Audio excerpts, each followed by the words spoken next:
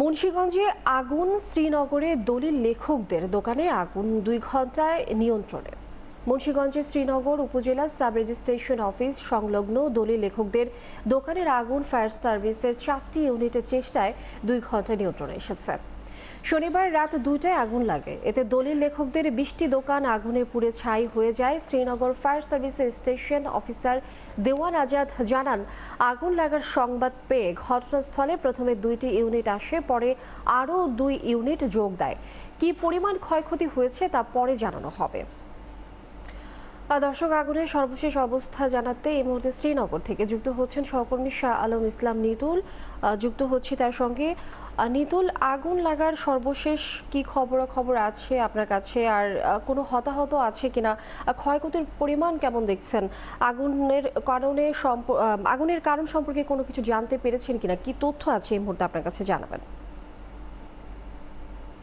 লামিয়া, ধন্যবাদ আপনাকে। আমি জানেন যে রাত 2টার দিকে কিন্তু আগুনের সূত্রপাত ঘটার পরে থেকে কিন্তু ফায়ার সার্ভিসের 2টি ইউনিট কিন্তু ঘটনাস্থলের সাথে সাথে চলে আসে।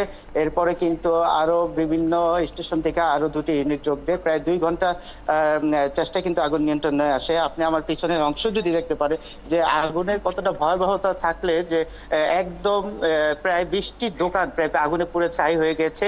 জানেন যে এখানে খুব সাব রেজিস্ট্রার অফিসের যে মূল্যবান যে দলিল পত্রগুলো থাকে, যে জানেন যে এখানে প্রায় এই অঞ্চলে যত জায়গা জমি রেজিস্ট্রি হয়ে থাকে সেই রেজিস্ট্রির যে দলিল বা ডকুমেন্ট, কম্পিউটার এই দোকানগুলোর ভিতরেই কিন্তু থাকে।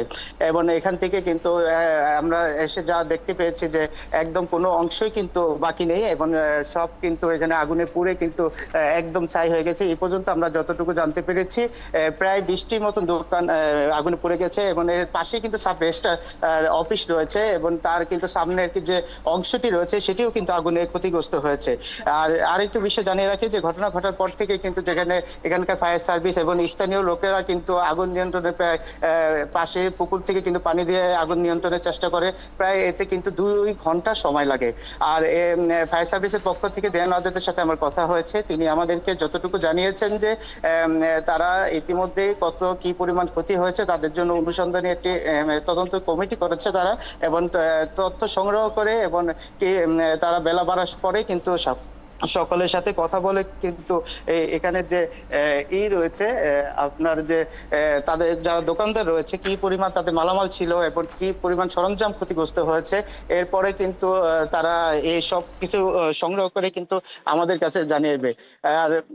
আর এই যে আগুনের ভয়াবহতা, যে আগুনের যে কারণ রয়েছে সেই কারণটি কিন্তু এখনো জানা যায়নি যে আসলে আগুনের কি পরিমাণ কোথা থেকে আগুনের সূত্রপাত হয়েছে এবং এর কারণ জানার জন্য কিন্তু ফায়ার সার্ভিসের পক্ষ থেকে চেষ্টা করছে এবং এটা বেলা বাড়ার সাথে সাথে এবং এর কারণ জানানো যাবে। লিমিয়া। শাহ আলম ইসলাম নিতুল, অনেক ধন্যবাদ আপনাকে। আমরা নিশ্চয়ই এ বিষয়ে আরো বিস্তারিত জানবো পরবর্তী সংবাদ সংযোগে। আপনি যুক্ত থাকুন আমাদের সঙ্গে।